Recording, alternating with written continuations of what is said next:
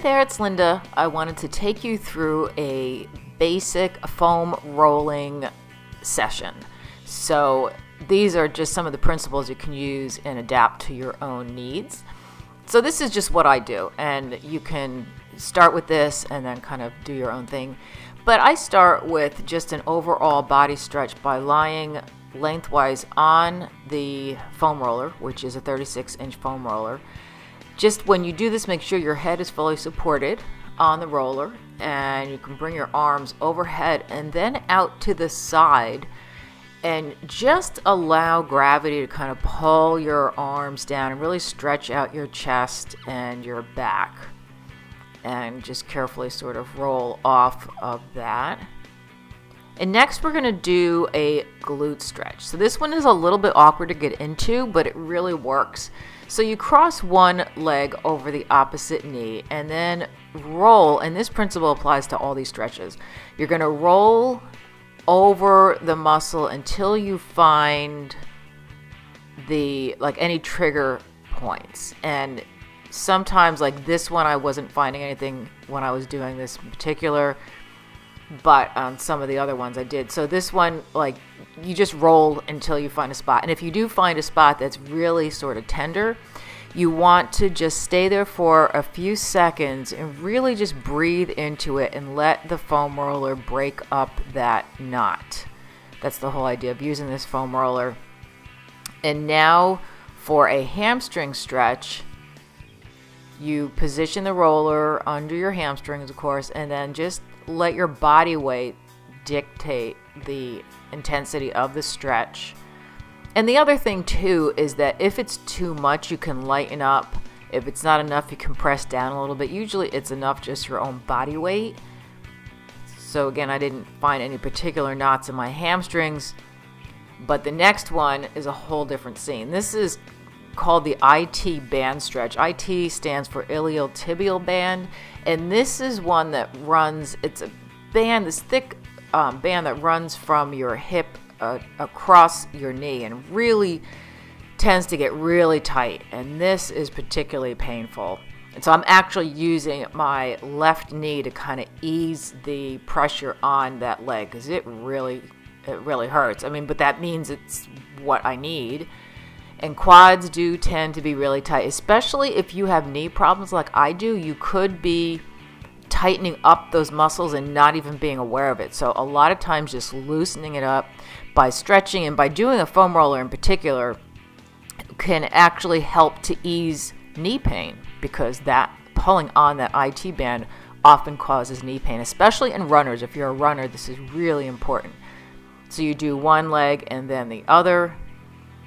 So you just gradually, again, you roll the roller until you find that spot. And I find right above the knee, right where that band attaches to the kneecap, is where it really hurts. A lot of people don't like doing this one because it really hurts. So you just kind of go easy on it. And again, you can use your other leg to kind of lift off some of your own body weight.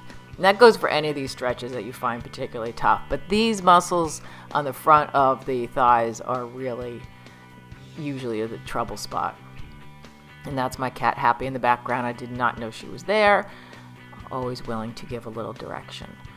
And so you want to hold for actually as long as you can, like around 20 to 40 seconds.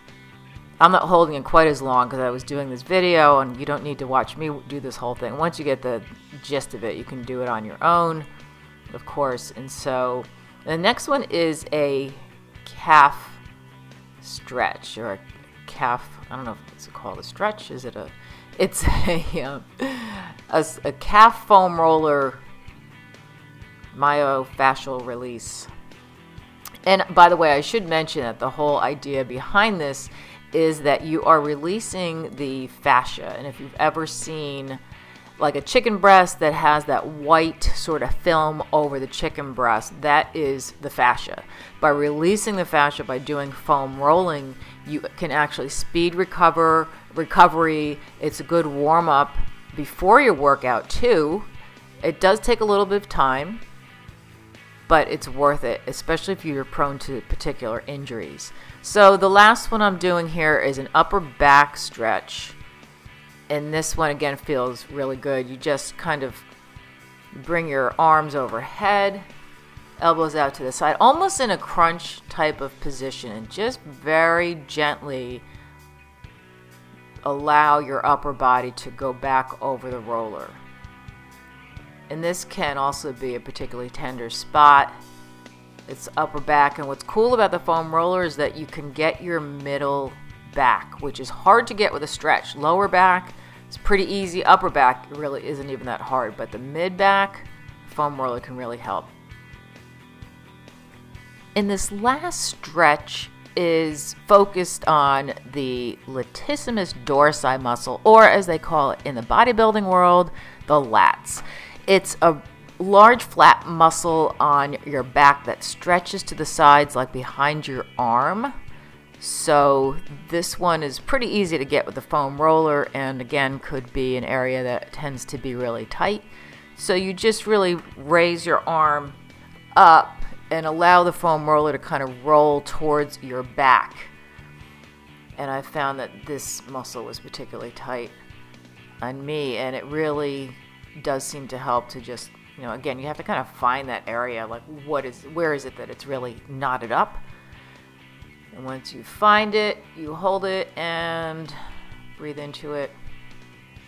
Again, it's a little bit, some of these are a little bit awkward, but these are good to do. I do these sometimes in front of the TV at night, so it's just something I just do, and I hope that helps, and there you have it.